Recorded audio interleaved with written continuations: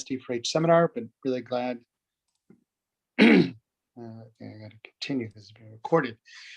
So I'm really glad that everybody could join, and we're very lucky and fortunate to have Anke Hemmerling presenting to you today and facilitating the discussion.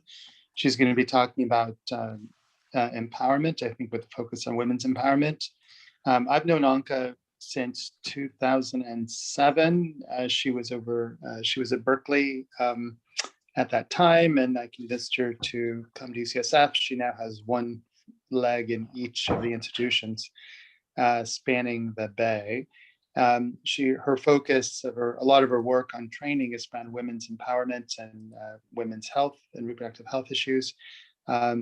And then she conducts research on the development of live biotherapeutic products, which is not the content for today's talk. She's well loved by all of her students, and we're very fortunate to have her. She's also the UCSF course director for the seminar series as well. So Anke, over to you. And just to let you know, unfortunately, I have this advocacy on the Hill activity today. So I will be with you for about 20 more minutes, and then I'll have to drop off. All right. As long as you promise to cover women's empowerment when you do advocacy on the Hill. Oh, well, you give me something to talk about, so sure. All right. Good. Thanks very much, everyone, for joining. Earlier morning in California, evening in Kenya. I would like to do this very interactively today. I have two computers running, so I can see your comments in the chat and your raised hands on one screen, and can run the slides that I've prepared on the other. So let me share my screen and let's jump right in.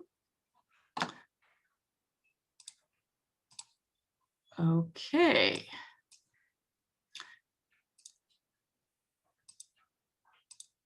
Good. So thanks, Craig, for that kind introduction. As you mentioned, I've been teaching courses in women's health, gender, and empowerment for the last 10 years, really, to undergraduate and graduate students at the University of California in Berkeley and in San Francisco. And it's a real pleasure. I always learn a lot, and I always love the interaction with students because they bring so much to the table. And I think this is a really important topic. It's actually a series of topics today.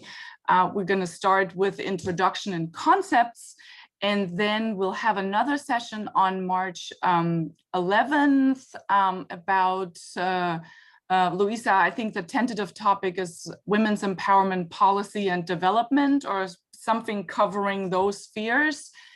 And March 25th, we have a dedicated session on measurement of women's empowerment, because I hope you learned today from the reading as well as from the session today that that's actually a really difficult feat in global health. So we dedicated an entire session to that. And then on April 22nd, there will be one other session in between, and then we come back on April 22nd and focus on gender transformative interventions, on very concrete programs that are pushing women's empowerment. I understand you had a session in the beginning of the seminar, probably sometime last year, about the Millennium Development Goals. I just want to refresh and point out that there are, of the original 8 Millennium Development Goals, there are about 3 that touch women's empowerment very directly. That is the second goal, achieving universal primary education. The third goal, promoting gender equality and empower women. And the 5th goal, improving maternal health.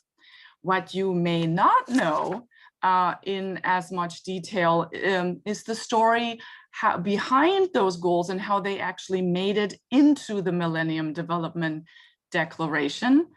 I'm going to skip through this. So the Millennium Declaration was signed by basically all nations around the globe and signed by 147 heads of state during the UN Millennium Summit in 2000.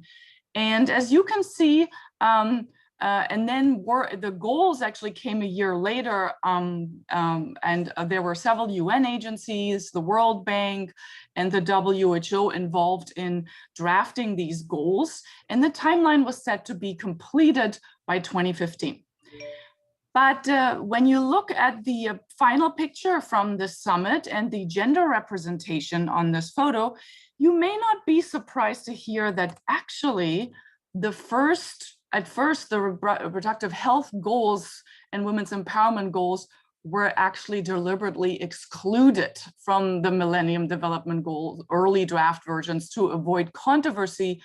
The countries of the G77, which are 77 developing nations, were very divided over the inclusion of reproductive health and women's rights goals. And also NGOs were initially not included in the discussion around the Millennium Development Goal developments. And it was actually the World Bank at the end that pushed to include reproductive health goals, among others, and that target 5B for the improving maternal health Millennium Development Goal was only added to the Millennium Development Goals in 2007. So quite a few years later.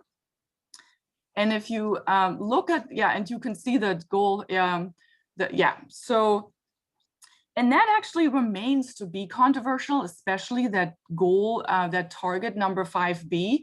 So when you look at documents, even on the Millennium Development Goals website, you can see the interesting summary of what has been accomplished for the Millennium Development Goal 5 here. For instance, you remember the target 5A, reducing 3/4 of maternal mortality. We achieved 47%. But if you look below, instead of achieving access to reproductive health, universal access to reproductive health, you can now see that the goals that they're actually reporting on are not about achieving universal access to reproductive health, but are narrowed down to achieving health care during pregnancy. So I think this is also something that we will see throughout the talk today, that we always need to be really vigilant about what goals we're setting and how we maintain those goals, maybe even further those goals, or how those goals can get boiled down in the process if we're not careful. So now you know we are in a new era. Since 2016, we have the Sustainable Development Goals, no longer just 8 goals, but expanded to 17. But you can see those original 3 goals, although now in a different order, are still represented. Gender equality, quality education, maternal health is now kind of folded into a general bigger goal of good health and well-being, the 3rd goal. So over the last decade or so, women's empowerment became like the new hot topic in global development. I'm sure you all come across it, and we all have different concepts of what that actually means. And I hope today, after the readings you already did, and after the session and discussion today, we're all a little clearer of what we're actually talking about when we talk about women's empowerment. And I just, Googled yesterday, there are a lot of books that have been published on the topic, including The Tea Ceremony and Women's Empowerment in Modern Japan, which is the one in the middle. So there are also there's a lot of literature out there looking at empowerment from different angles, and also using that term often with very different meanings. And why is everyone all of a sudden that interested in women's empowerment? Why is that important for global health? I found a very interesting document, a conceptual model of women and girls empowerment published a couple of years ago by the Gates Foundation, that in their introduction section put out their rationale of why they think they need to come up with a conceptual model. And that really resonated with me. So these are just 3 sentences from that document, starting with that everyone understands investing in empowerment of women and girls can lead to better health and development outcomes. And you saw a lot of examples for that in the readings today. But what the Gates Foundation also has experienced in their own work and saw in work of other organizations in the field is that they recognize the importance of intentionally focusing on power relations and inequality is important to avoid harmful unintended consequences. And if we do not understand and address power imbalances and inequality, we can actually risk enforcing them with programs for women and girls around the world. And Gates goes further saying, we have also come to recognize that many programs that aim to benefit women and girls do not ultimately empower them and may in fact reinforce their lack of power. So the road to hell is paved with good intentions, as you know, and I think it's really important for all of us becoming global leaders in the field of global health to understand the mechanisms that lay under this here. So to keep this interactive, because I cannot see many of your faces, I would like to introduce a function that Zoom offers to do this very interactively. I don't know how many of you may have already used the Zoom annotation function. If not, don't get nervous, it's not that complicated. When you scroll over your screen, you should see a green field at the top that says you are viewing Anke Hemmerling's screen, very likely. If you scroll on this, you can either see an annotate bar right here, or if you don't see that, you can also go to the bottom of your navigation bar and maybe the annotate function is hidden there. And if you do click on one of those two annotate options, this nice bar appears at the top of your screen and gives you all sorts of functions to text or draw or put an emoji stamp on here. So I would invite all of you to try this because we will need this function later for some interactive discussion. And either type a word or pick a emoticon stamp and put yourself either in, I have used this annotate feature field below here, or this is my first ever Zoom annotation. So I kind of get a feel of how well known this function actually is. Okay, Jackie found out first, and she did. That's her first ever Zoom annotation. Great, good. Excellent, things are coming. I saw Kenneth also use this feature before. I'm gonna wait another second for a few more people to try this out because Rhoda has used it before. Great, so this should be easy because we have some people who have used it before and others that are learning very quickly. So for the next exercise then, I would like to start us off with a discussion. What is the word or the phrase that comes to your mind when you hear the term power? You may have gotten a little better educated in the last few days when you did the reading, but you know, maybe a week ago when you heard the word power, what does that mean to you? What comes to mind? You can either put something in here in the blue field using the annotate function, typing it in, or you can also raise your hand, use the raise hand function, or I think this group is small enough, you can just shout it out. So when I hear the term power, I hear energy.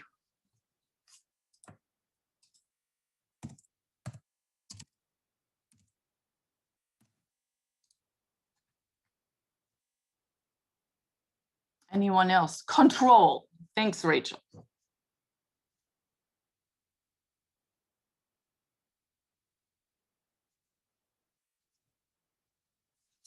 Authority. Yes. Position.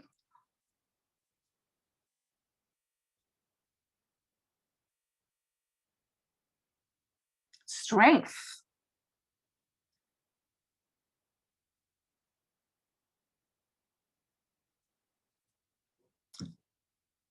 Good. These are a few good things. Man, excellence. I'll give it another 10 seconds and then we'll move on. But these are very interesting terms.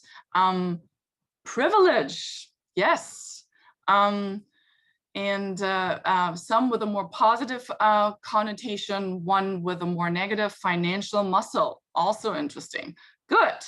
So let's see what other people think about the concept of powers. I will use the clear function now so I can clear all drawings. Class, excellent. Otherwise, these drawings will appear on every slide after. So I need to clear them. Good, in order to move on. And give me 1 second. My computer just froze here. That sometimes happens. Okay.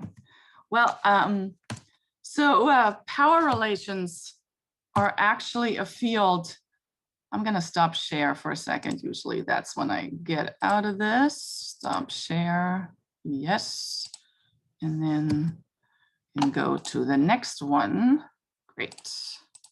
Hopefully that's not going to happen too often, but here we go. So there are entire fields that for decades have tried to describe what power dynamics are. Psychology, sociology, political science, history, communication.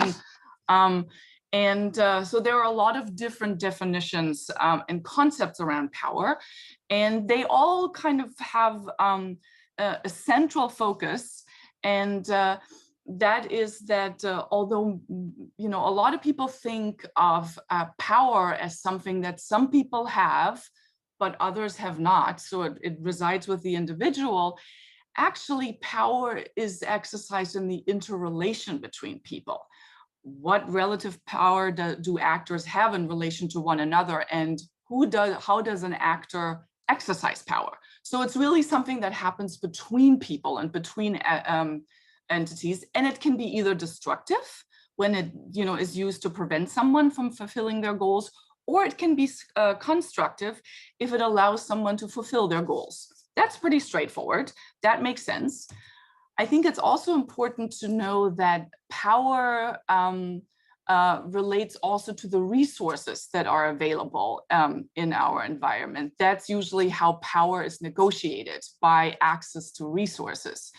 And that access to resources and knowledge and other things is actually also not static. There is no predefined amount of power in the universe, at least if we use the term in this sense here. And there are constantly new resources that emerge, like the internet, for instance, that made it possible for many to access power and resources more easily. So power and the relation to power is constantly shifting. And it especially shifts when institutional structures change and new policies are enacted, and that can really rearrange power and the accessibility of goals. Another way that is often used when describing powers are a few other concepts of dominative power, what one party seeks to realize their goals, and they can only do this by subverting the power of another party. Or it can be used in a more positive way as affiliated power, or also called power with, when power is exercised together for mutual benefit of all parties. And also transformative powers, using one's relative power within a social context to facilitate the expansion of power of others. There is a very good article that I found that made this a little clearer for me, and I hope it's clearer for you too, is always by using graphs. And so the power over is the concept I think we're most familiar with, the domination and subordination. A very important form of power, as we go to talk about empowerment, is the power within, our internal capacity to access resources and use agency, and the power to create change That's the power to in order to achieve a common outcome. That's another power definition you would come across very often. And also the power with. Forces in numbers, using a group of people that are going after a common goal that can amplify power that the constituent has. And a new concept that I found really interesting, same article, is fairly new, the power through. Actually, Kabir talks about it, but she uses some other words. So there are individuals that have no agency necessarily, but they can benefit from the power that other people around them can exercise. So for instance, if you are part of an important family, or you are associated with significant people who have power, that also can give you some power in return. Or also if your immediate community is judging you, that can take power away from you. So I think that's also an important concept, that power can also be assigned or denied by people and community around you. And I think when we talk about women's empowerment, that's an important concept. So I want to do another exercise that we often use in our classes in the US. I've never done it with graduate students and postgraduate students in Kenya, so I'd be very interested to see how that pans out. I would like to get us started on some gender concepts. We do not have a whole, that's a whole other talk, it's probably a whole course actually, but I would like to encourage you to use your annotate function again and help me to fill in some gender silhouettes. What are your ideals or ideals that you see are reflected in the culture and communities around you that are associated traditionally with female or male gender and roles? I put an example in there so you kind of get a good idea what I mean. What are the expectations of ideal gender attributes or roles? And again, you can use the annotate function, or you can just shout it out and I can help type it in.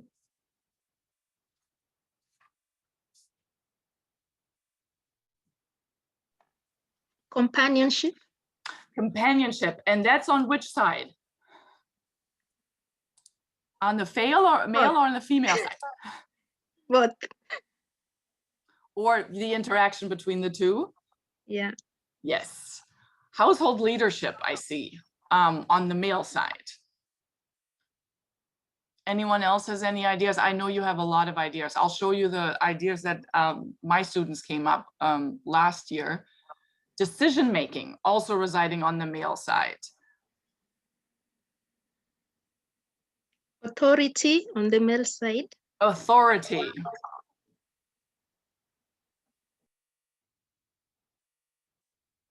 Childcare on the female side. Okay, thanks, Jackie.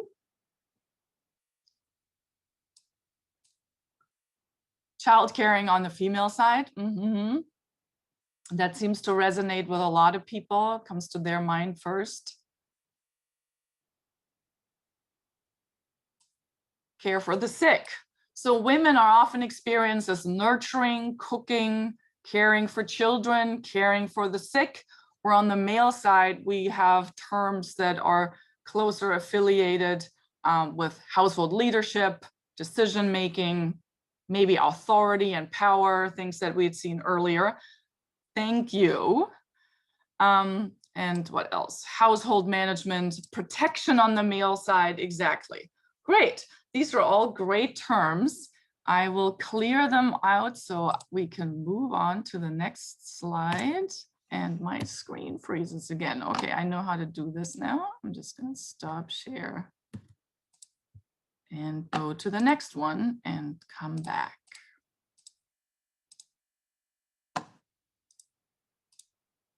So you can see here, those are some ideas. We did this, you know, it's always more fun to do it in a classroom with pencils and stickers and posters on the wall. So you can see some of the terms that that our class of global health master students at UCSF came up with last year. And I think it's also important to note that most of these classmates were women themselves. There were maybe 1 or 2 men in the class. And I think that also drives this discussion.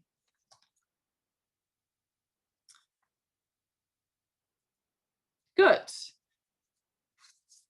So that was in one of the readings that you saw. I think it was in the Voice and Agency reading chapter that mentioned the study that had been done across 20 countries, primarily, I think, in sub-Saharan Africa and Asia. And they asked people basically the exact same thing that we just did. What are ideals for men's and women's roles in those countries? And often people responded that the ideal men are seen as providers, heads of household, decision makers. Those are the exact same terms actually that you use. And women are often depicted as obedient, caring, good mates for their husbands, and responsible for all the housework and care of all the household members. So I think we pretty much what we found is the exact nutshell of what that bigger study across 20 countries also found. So good job. But you know, we know this is a big movement in North America and also in Europe. We are transitioning to a new concept of gender where we don't see gender any longer as being something dichotomous, men, woman, male, female, but recognize that there is a whole spectrum. This is a concept that you often see in gender discussions in North America, where they take apart the term gender beyond what we traditionally understand as gender, that, you know, the sex, the biological sex that is assigned at birth being either male or female, but that there is another category, and that really gender is split into different layers: the gender identity, what people identify with, their expression, who they're physically attracted to, and who they are emotionally attracted to. So as I said, that's a whole other course. But I think for empowerment, it is important to understand that also our concepts of what gender roles are starting to shift. And this is one of my favorite sticker. It was never a dress. It was always a Superman cape that I thought it was really fitting here. Good. I'm a little hesitant to use the annotate function again because it always freezes my computer. So maybe we can just do this by people shouting out instead of typing in. What's the word that comes to your mind when you hear the term empowerment, women's empowerment?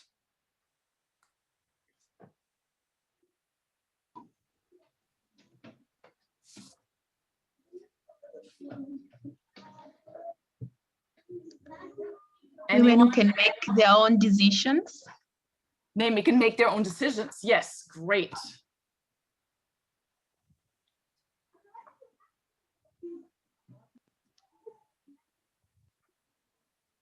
Women who have jobs and have money.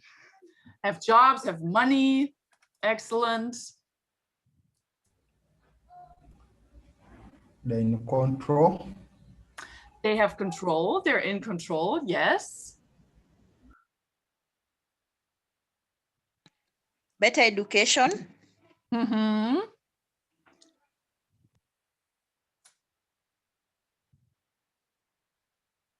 Good. These are some great terms. I see capacity building. Louise putting in the chat. Yeah, I think the chat is actually maybe instead of annotate that freezes up my computer for some reason today, we can also use the chat function. That's good. Thanks, Louise. Good. So then let's examine the concept after we've now done the a little more background on power. Let's examine the term gender and power and women's empowerment a little more closely, because in many settings, women's relations to power are actually different than men's relations to power. I'm sure you have all experienced that in your life, that women, in order to exercise power, need to navigate demands of their immediate families and communities when negotiating personal empowerment. And the gender roles that we just looked at really remind us of that.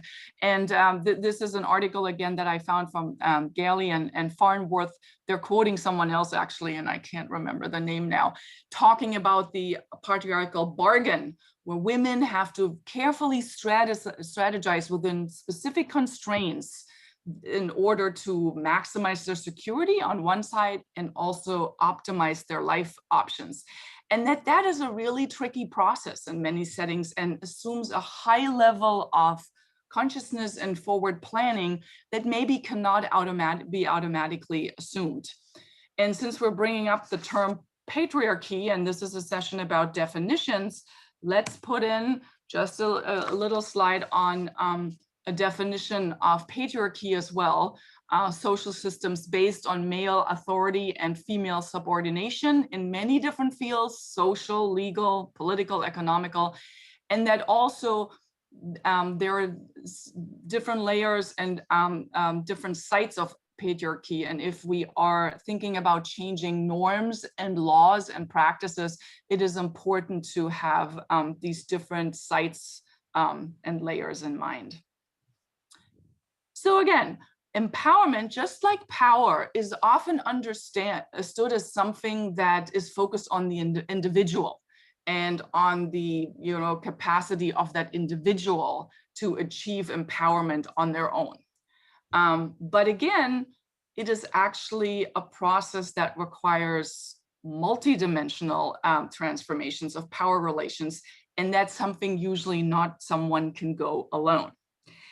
The readings that you had today, and I hope you had a chance to maybe go through the first two, talk about, actually describe several different attempts of identifying key elements of empowerment. The Naila Kabeer article that is a little bit older, but was one of the first ones really on that topic, I thought was a good reading. And then the World Bank brought out a whole book, Voice and Agency, that dedicated one entire chapter on agency. And there was another chapter in there on control over land and housing that was an optional reading that maybe you got to read. And they're all using very similar concepts. The one that I like best for today, because it had the nicest graphs that I could just steal out of the publication, is actually the one by the Gates Foundation, the conceptual model that I mentioned earlier, where they organize empowerment as being the intersection of key elements: resources, agency, and you will recognize those two terms from the Kabeer reading as well as achievement. And also this model also introduces additional key element of farms that, or reorganizes this differently a little bit in institutional structures. Good, so let's start with resources, because this is maybe traditionally how global health often focused in order to improve women's lives, women's health. Often it was in global health about providing resources, bringing resources into a particular setting. The problem with, and resources are obviously very important, financial and like assets, social capital, financial and productive assets, knowledge and skills. These are all really important resources.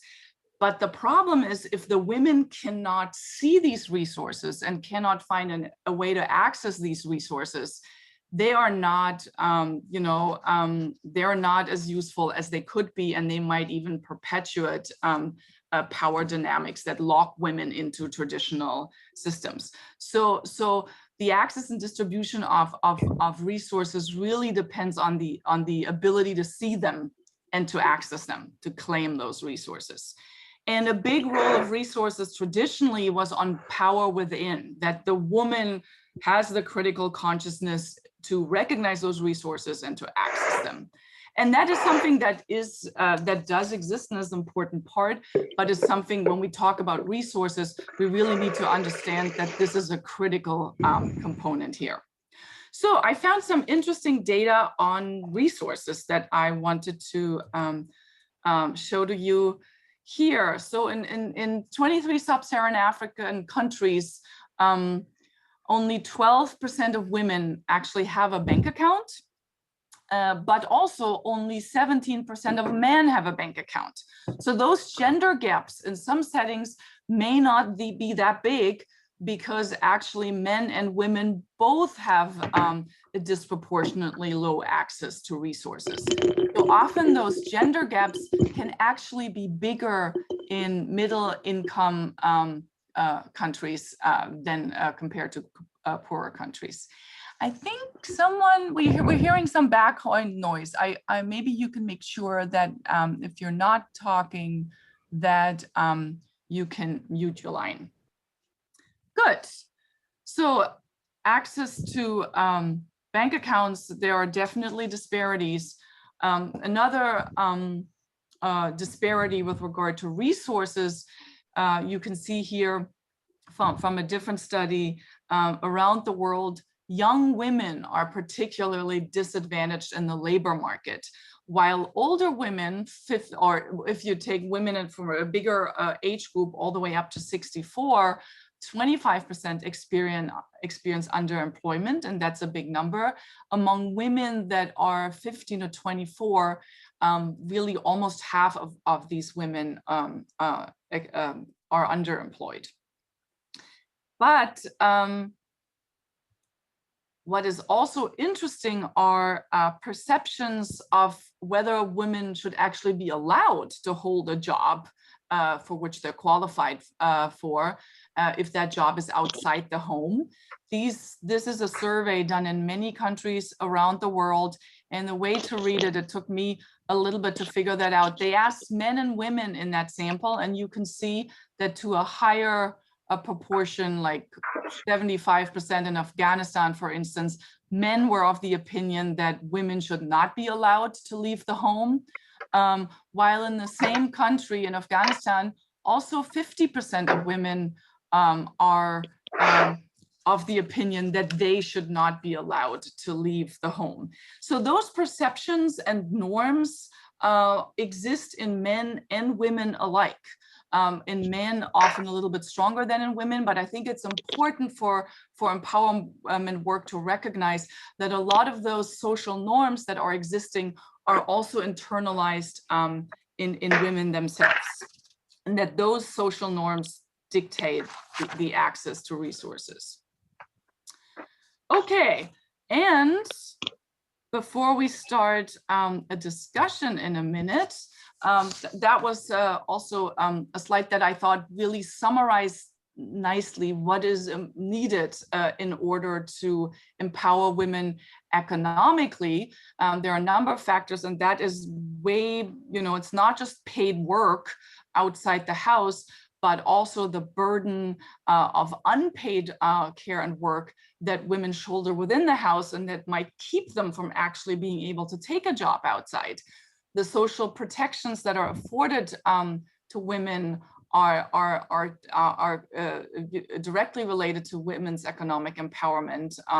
Protections in old age, for instance, if you have not worked, have not done paid work throughout your life, and access to property, assets, and financial services. We talked about that a little bit, and access to education. And all these factors are dictated by existing gender norms and often discriminatory social norms, labor market characteristics, fiscal policy, and legal and policy frameworks. So that we're just Is it only me who can't hear Anke, or has she disappeared offline? Oh no, can you hear me? Yes. Yeah, we can hear you. Oh, good. I'm glad. Elizabeth, can you hear me again? Okay, I hope okay, I'm glad that everyone else seemed to be. If something like that, if I disappear or something, please use the chat function so I can get that memo. Good. So those were, and again, I hear some background noise. So maybe please, if you don't speak, just make sure to mute yourself. Thank you. So those were a few slides to illustrate the point of resources. And economic empowerment is often like the main example used for resources. In your readings, you've seen that another really, really important key element of women's empowerment is the element of agency. This is a fairly new term, actually. Resources is a more traditional key element of women's empowerment. Agency, the term of agency was introduced about 20 years ago. I don't know if Naila Kabir actually introduced that term, but she was definitely one of the first that mapped out that concept of the importance of agency. And an agency basically represents the processes by which those choices are made and women can access resources. So decision-making for women in order to access resources is kind of the biggest piece of agency. And in your reading, the Voice and Agency reading, you could they were going over a number of different indicators for agency: freedom from violence, freedom of mobility to be able to go wherever you want, access to education, freedom to access education, control over reproductive rights, housing, land, voice and influence in society, political representation. These are all means of agency. So I would now, because I did all the talking, I think it's time to address our first question, which is one of the readings questions. You will recognize this being the first reading question. I would like to hear some examples from you, what you think, and I put the examples of agency here on the side again, so you have them handy to refresh your memory. What expressions of agency do you think, from your own experience, are the most important for improving women's empowerment and gender equity?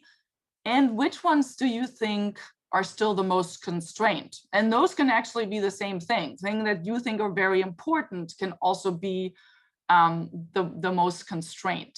So I hope you had a little bit of time maybe ahead of the session today to think about that, but I would love to hear some examples from your own experience, some opinions of what you think. If you had $10 million to do for Kenya to do a women's empowerment project, what aspects of agency do you really want to incorporate in your project because you think it's really important to address? Anyone wants to start us off? Access to paid work. Access to paid work. Can you explain a little bit more why this is so important, why you think this is really important? You see, most often, sometimes as women, if you don't get, let's say, formal employment, when you are in the house, let's say you are a business person or you decide to be a stay-at-home mom, most of the time, you're not paid anything, yet you're working, you're taking care of the kids, you're washing, you're cleaning. So I think even women who are not really in formal employment deserve some kind of pay, even for the domestic services that they render. Great. Thank you, Winnie. So if you had $10 million for an empowerment project, or 10 million is nothing. Let's make that $50 million to really try to start rattling on some existing structure. You would focus on increasing the access of paid work as a way to increase women's agency. Great. Anyone else would do something else with those $50 million?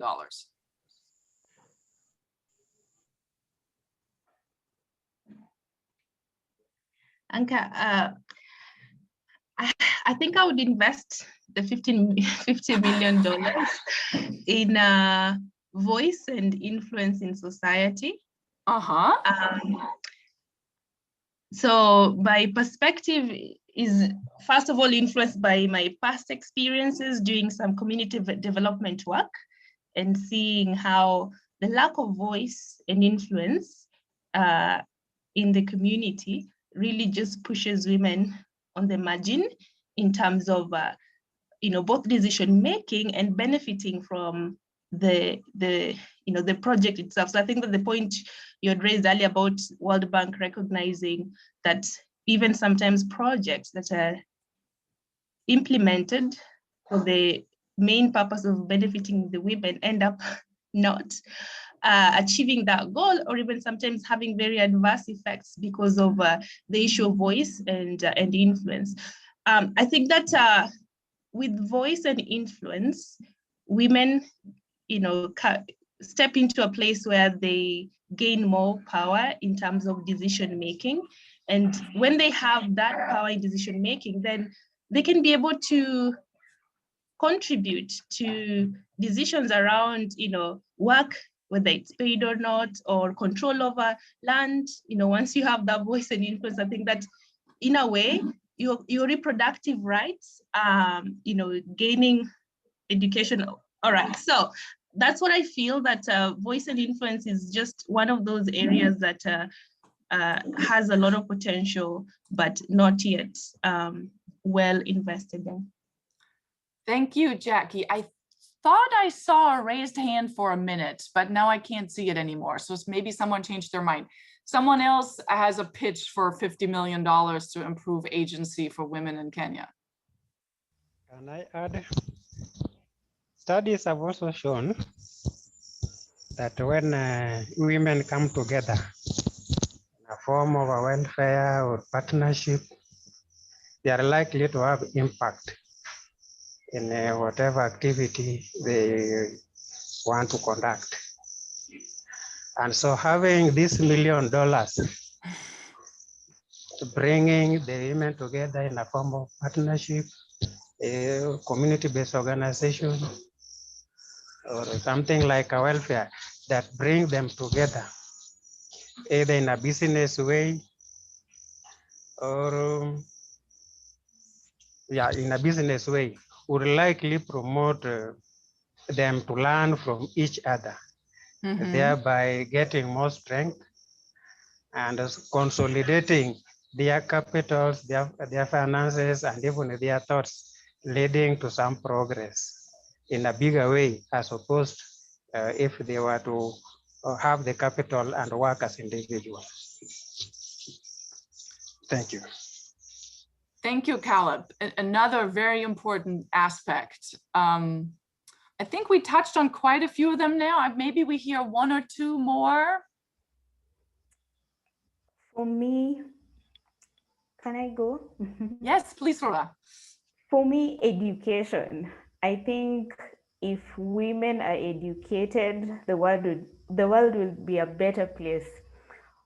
At whatever degree, at whatever level of education, I think that is what I would invest that money in, because that would enable them have influence, have power, access work, do everything that they can because of education. So for me, I'd root for education, 100%. Great, Rhoda. I think I'm with you. I'm also a firm believer in education as the means to change and increase agency. Someone else wants to pitch something? Okay, thank you all for your contributions. This was really, really, oh, maybe actually, what do you, maybe someone has an idea, which ones do you think are still the most constrained? I would imagine the people that pitched several things also feel that maybe what they pitched is not just the most important aspect of agency in their setting, but also where they see the most constraint. But if someone has a comment, what they think is a really constrained area of agency that they experience, this would also be, yes. I see Bawate. Bawate. Yeah. I think Bawate. Yes, thank you. As we want to look at still where we can improve the agents aspect, and I would look at the concept of land or control over housing and land, but in this area specifically land. When we look at most of the developing countries, specifically on the African continent, we are majorly on agriculture based. But the majority of land, the rest of ownership, the rest of inheritance are secured to the men. So, and when we look at the majority of people doing the real activity of gain, almost 8 or 90% again on the land is being tilled by the women, so that they have very little access to the produce, which even actually comes from the agricultural sector. They have very little control over the sales at the end of the season of harvest. This is where I could focus so much, given that if we're also going to develop or to educate the children, we need money, which should come from the sector of agriculture. So I think we need to strengthen or to look at the ties and the legal aspects which are surrounding the legal ownership of land in these countries. Thank you. Thanks, Bawate. That was a very important contribution. And I hope that if you got to the third optional reading, or if you're interested now, that would be a good one to read about the constraints of land ownership and housing that women experience around the world. Great, thank you very much for this lively discussion around our first question. So we talked about resources. We talked about the agency, the importance of agency in order to access those resources. The third aspect, the third important aspect for women's empowerment are existing institutional structures and social arrangements that shape and influence women's ability to express agency and assert control over resources. And this can happen in very many different spheres. Smallest unit maybe be the community, the family, the community, also the state, but also market forces are powerful structures within which women need to operate in order to exercise agency and control resources. And laws and policies are always the most concrete thing that we can think of, how institutional structures exercise power, but cultural norms and relations within family and community are really also a very important part of this, including customary laws. For instance, in the land ownership reading, they talk a lot about how often a legal framework for land ownership might exist, but it's actually not practiced in a particular setting. So that's really important. So in order to illustrate this point, I just picked a few examples of how women are represented, the political representation of women. So first, I found a nice overview graph of when countries granted women the right to vote. And you can see here that the majority of African countries gave the right to vote to women between 1950 and 75. But there are also a number of other countries that were fairly late to the table. Does anyone know what the country in the world is that gave the right to vote to women first? In the late 1800s? Anyone knows? It's on the map, but it's a little hard to find. It's the darkest blue on the map. It is New Zealand, and it actually, I didn't know that either, gave women the right to vote already in 1893. The US, there are several European countries that did it 1818, 1819. In the US, it was 1920. I am not entirely sure what the year was when Kenyan women were granted the right to vote, but maybe someone can Google that and put it in the chat function, or someone already knows that. Good. So that's one aspect to look at political representation of women, their participation in the voting process. Another good way to look at it is women's representation in parliament. And there's a great UN fact sheet on this. That is the newest data that I could find on 2017. And you can see there are two countries, maybe surprising to you, that have only two countries in the world where there is more representation of women in parliament than men, over 50%.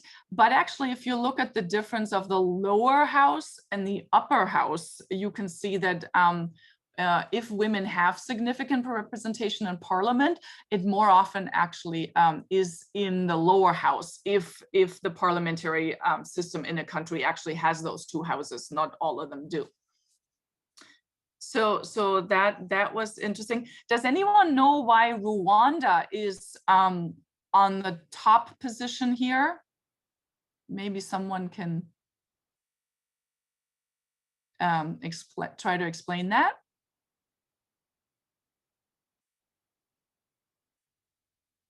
Okay, Rwanda has had a new constitution after the genocide in the 90s, and after that actually included quota for political representation of women. So this is why they are achieving a very high female representation in parliament.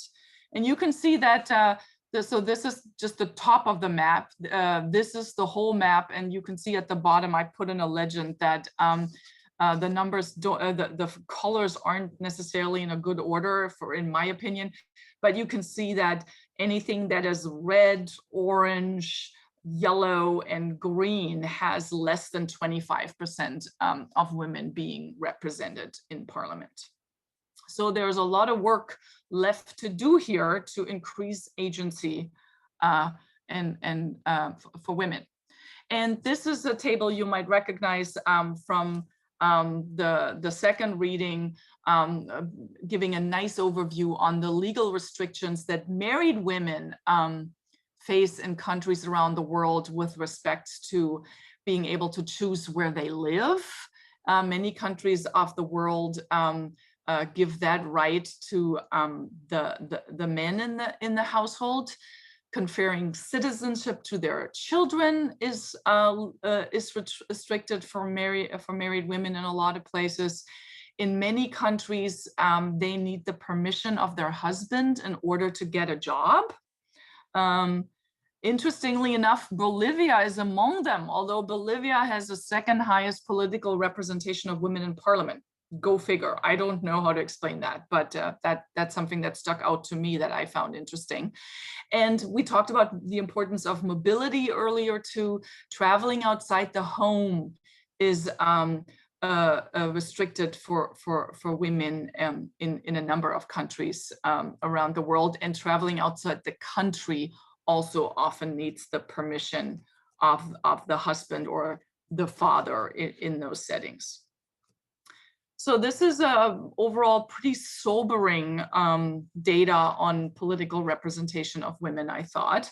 So I want to spend a couple of minutes before we go into our next question to show you that there actually is a very durable legal framework to improve global women's health and empowerment, but it needs to be exercised. You are probably all familiar with the UN Charter and the various conventions and covenants that are part of the UN Charter. It started with the Universal Declaration of Human Rights in 1948 that I am sure many of you have seen before. And you can see here that although it doesn't specify the rights of women in this preamble, but it talks about the equal and inalienable rights of all members of the human family. So that includes men and women, and that also all human beings are born free and equal in dignity and rights. So that's a very important document to negotiate women's rights worldwide. So that came first in 1948. Then there were a number of important covenants that came in the 60s. And it's interesting, at that time in the world was politically pretty much split up between the socialist Eastern Bloc around the Soviet Union, and they focused on the International Covenant on Economic, Social, and Cultural rights, rights to housing, rights to health, rights to education, that those countries affiliated with the Eastern Bloc signed on to. And a lot of Western countries signed the Covenant on Civil and Political rights, rights to vote, rights to political representation, that the Eastern countries didn't sign, but the Western countries did sign, and vice versa. Then later came the Convention on Rights of the Child and Convention Against Torture. And fairly late in the game, in 1979, came the Convention on the Elimination of All Forms of Discrimination against Women, called CEDAW, that, oh, and someone put in the chat, women had the right to vote in Kenya at independence in 1963. Thanks, Sherry. So this convention is a very important document and really a landmark towards holding states accountable for non-compliance with human rights, because it states gender equality explicitly with aspects of legal, educational, work ownership opportunities, and also takes the signed parties to the task to actually work on eliminating discrimination and affording these different measures of equality. And the US, interestingly enough, has signed that document, but has never ratified it. And it's actually on the, I don't know, it is on the Biden-Harris agenda for the next 4 years to revisit whether the US should ratify CEDAW, but you need a majority in Congress, so we will see how that goes. But ratification alone doesn't necessarily help. The US has obviously implemented many of these measures. And Yemen, for instance, on the other side, for instance, has ratified, but they have since implemented many regressive laws against discriminating against women. So ratification alone is not a measure of actual commitment, but it is an important one. And probably some of you, I don't know, Elizabeth may even have been there, but many of you probably have heard about the International Conference on Population and Development in Cairo. It sounds like it's been a long time ago, but it was a really, really important conference for mapping out reproductive rights and reproductive health for women on a global scale, and really spells out that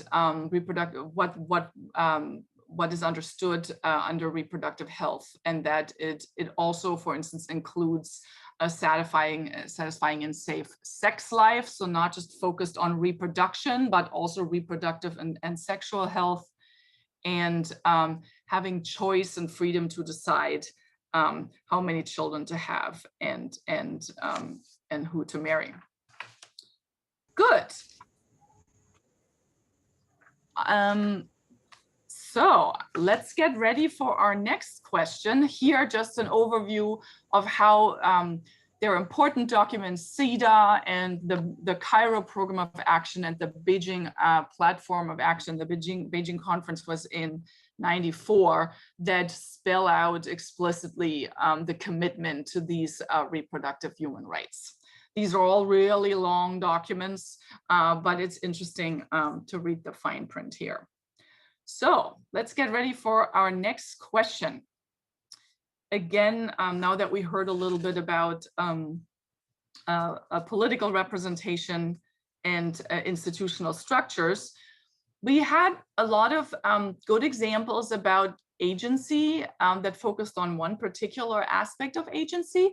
Now I would like to take it one step further because many women experience multiple deprivations of agency at the same time. And I was wondering if anyone can think of examples how those deprivations can act.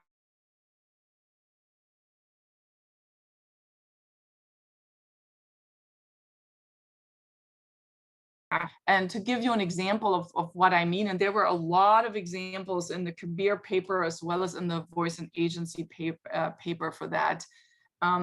My example is that, you know, the failure to gain education early leads to earlier marriage, and then also leads to less economic independence. So there are various aspects here how women lose agency, and it starts often with a limited access to education.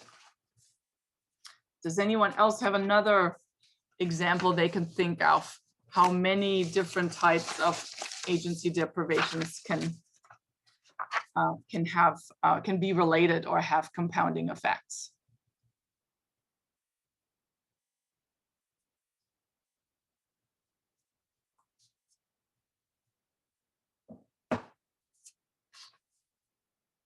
All right. If not, anyone?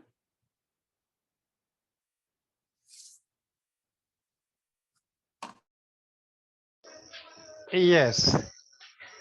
In many instances, women do not have title deed. Yes. And the lack of title deed, we have been told they are now not able to negotiate even for the loan, and even investing in the land. So no invested in the land in the fear that the land can be taken from them at any time. So no progress made, and so they cannot have capital or anything coming from the land.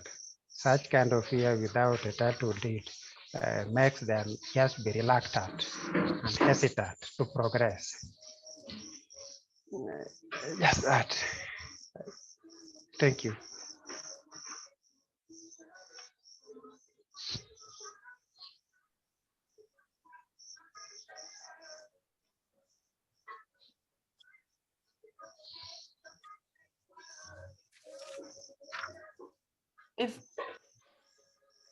If not, I have a few more examples that I took from. I think, Anka, I Yes. think Pauline had a comment.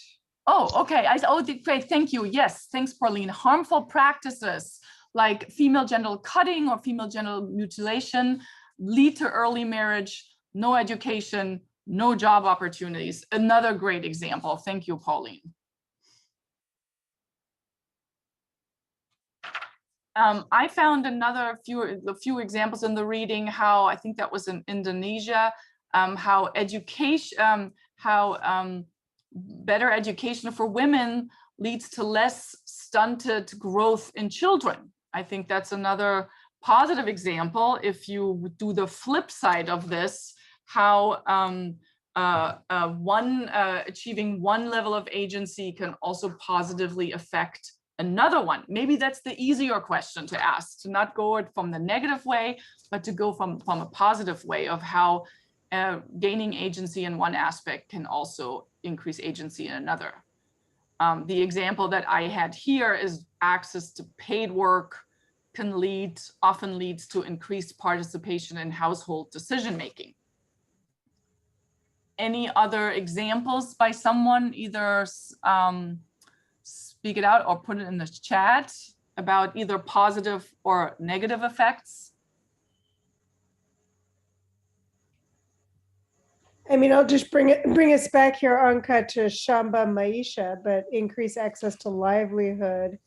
We know improved women's ability to control decision-making in their relationships, improved their sexual empowerment and reproductive empowerment, and led to decreased violence, in addition to decreased food insecurity. So multiple, improvements on various dimensions of empowerment.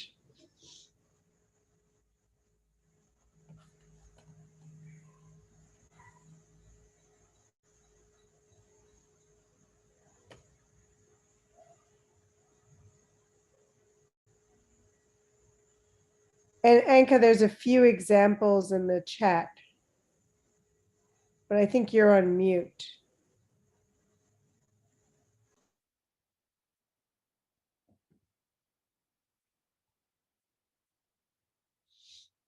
Anka, are you there?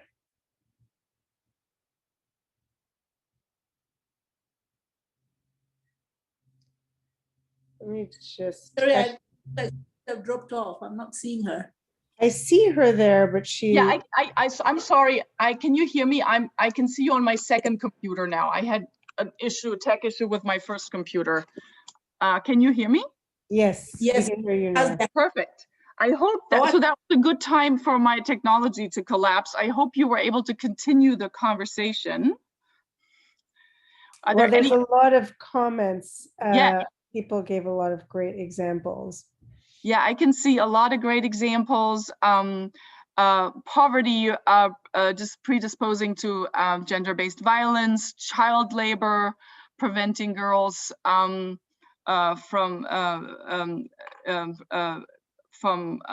education or early, and then forcing them to get into early marriages. Yes, excellent examples. Good. All right.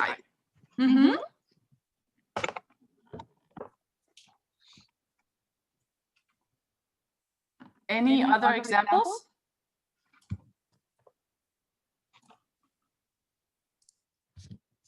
Good. I'm back on my main computer, so I hope you can hear me so we can share the, I got a few more slides. Thank you for your contribution to this part of our discussion. So we really mapped out the main, to wrap this up, because I'm looking at the clock. Yes, great.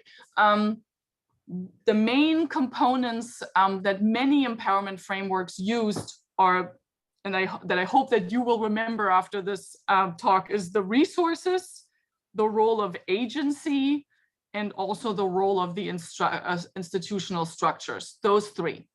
In the last several years, there were a few other elements that are related and play into and impact this framework.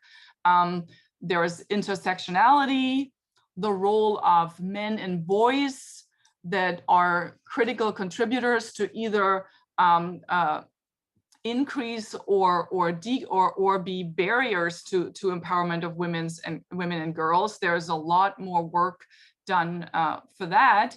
And another important part that has been increasingly recognized as a key element for empowerment is achievement.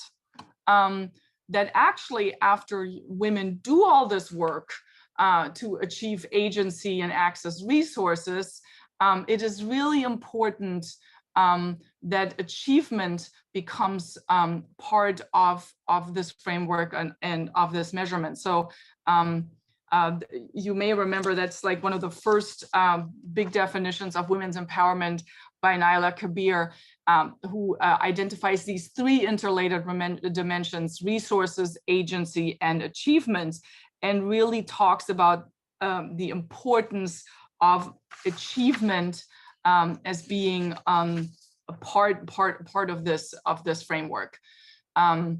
Does anyone have an opinion of why you think the dimension of achievement is actually so important in addition to resources and agency?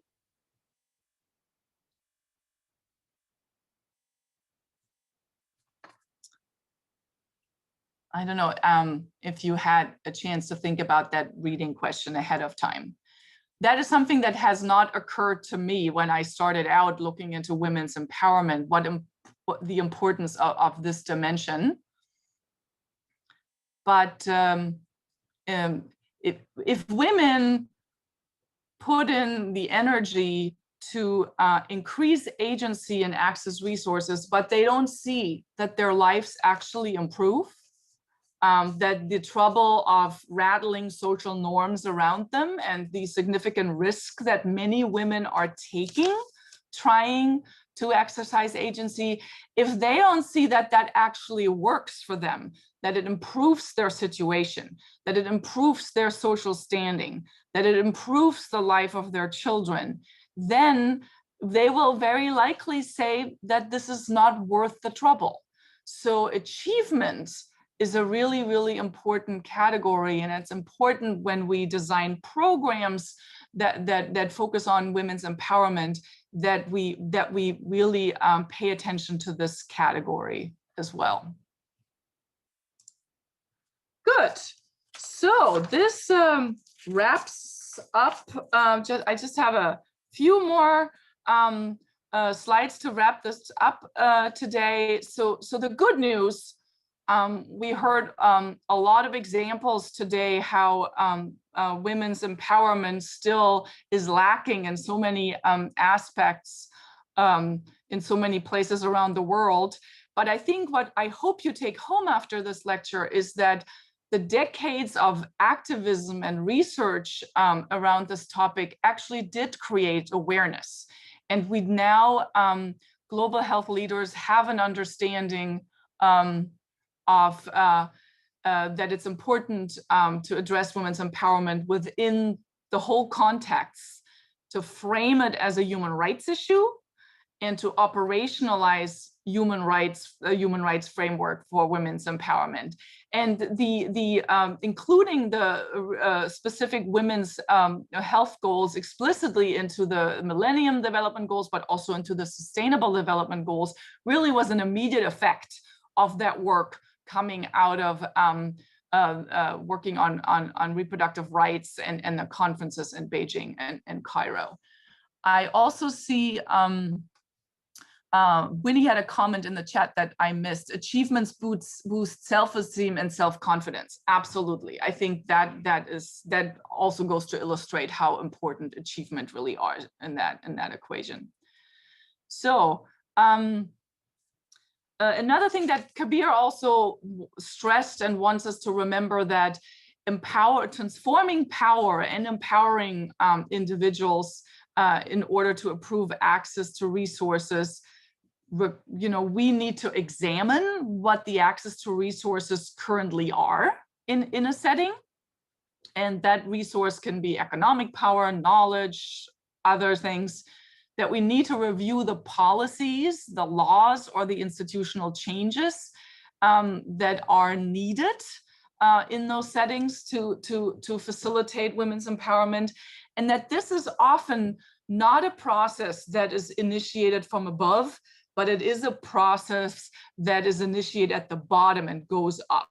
So it really, I forgot who, was it Bhavata who brought it up, the importance of bringing women together and recognizing their communal power and developing advocacy is very, very important, because it really, the women becoming aware of their own situation and coming together will strengthen their capacity to challenge it, and that will eventually force politicians and policymakers to adjust laws and eliminate discrimination against women. So this is a very, very important point. And the way forward is there are a few things that the Gates Foundation in their concept brought back, that what they're committed to and how they would like to ensure that women's empowerment becomes a critical component of their programmatic work. And the ideas that they had, the commitments that they made, is they want to expand life choices available to women and girls in their projects, ensure that their voices are heard in shaping those projects, and also monitor those unintended consequences that can go both ways. Generally having a better understanding how gender intersects with all sorts of other aspects, improving the role of men and boys in social transformation and women's empowerment, and making sure that their programs stay flexible throughout time, because conditions are always changing. As I said earlier, we have a whole other session dedicated to measuring empowerment, because that is so complicated, but also so critical. And I also, we are in the next era of the Sustainable Development Goals, where gender equality is a goal that is stated as one of the 17, and the targets in that goal are very important and will continue to be measured. I would like to make one proposition here. The term is gender equality is still used, but in women's empowerment and gender theory, we're really moving away from gender equality to demanding gender equity, because gender equality basically means ensuring the same opportunities to men and women, which sounds, you know, like a good idea. But if you look at this graph, because women are often in such a disadvantaged position to navigate power and agency in their surroundings, what we really need is to ensure equal outcomes, not equal opportunities. So again, the achievement part comes in here. And what we really want is gender equity, even if that means that women maybe in some settings need to be afforded even better opportunities than men. I think thinking about quota for female representation in parliament is a great example here of pushing the equity part more than the equality. Good. And just to finish up, obviously we always need to focus on making more progress, but we also need to be very vigilant to defend the progress that we already made, because everything's fluid. So this is the final the document coming out of the Conference of the Environment Development in Rio de Janeiro in '92, for instance, that very clearly stated we are committed to ensure the equal access of women's and girls to education, basic services, economic opportunities, healthcare, including addressing women's sexual and reproductive health and their reproductive rights. So that was 2 years before Cairo and Beijing. This conference met again 20 years later in 2012, and they went through their final document from '92 and made revisions. And look how this paragraph got revised 20 years later. I'm very upset about this. I hope you are too. I would like to hear some input of why anyone thinks, like me, that this is a step back, or why people think maybe that's not that big of a deal. Anyone has a comment?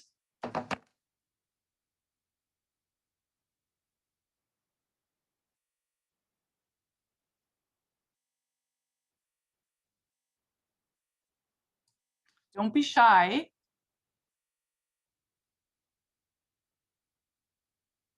So obviously, in my view, ensuring is the equal access is a much stronger word than only promoting the equal access. It's again about the equity and the equality, the outcome versus the opportunity. So I think this is an intentional change. And I think it's also intentional that all of a sudden what disappeared 20 years later from the language is that women's sexual and reproductive health and their reproductive rights need to be addressed. So I think this is a good example that when these documents are voted on in the middle of the night at the end of a long conference, that one needs to be very vigilant about the language and the achievements that could be rolled back at any time in international commitments. Thank you so much for your time today. I would like to end with a quote that I end pretty much all my talks with, because it is very applicable if you work in women's health and empowerment. Women are not dying of untreatable diseases. They're dying because societies have yet to make the decision that their lives are worth saving. So with that, I leave you for today. I hope you have a nice evening. I'm looking forward to our next session in 2 weeks that will be led by Luisa and Karen Yanga, right, was the other guest speaker. Luisa, do you want to, if you're still on, do you want to say a few things about that? I think maybe we lost Luisa. Well, Anka, first of all, I wanted to thank you for an excellent and very engaging lecture. So thank you. That was wonderful. Any final questions for Anka before we close off? I also wanted just to thank Anka very much for a really nice session and just for really keeping us engaged and making us think. So thank you very much, Anka, and thank you to the scholars for also engaging and giving some really excellent examples. Great. And I thank you, Elizabeth. And I just heard from Rhoda that Luisa experienced a blackout, but I'm looking forward very much to her talk in 2 weeks. And I think she will focus a little bit more on the connections of empowerment and health and development. So I think this will be a great session after we now covered the introduction and the concepts. All right. Thank you, everyone, for joining today. Bye-bye, everyone. Bye-bye. Thank you.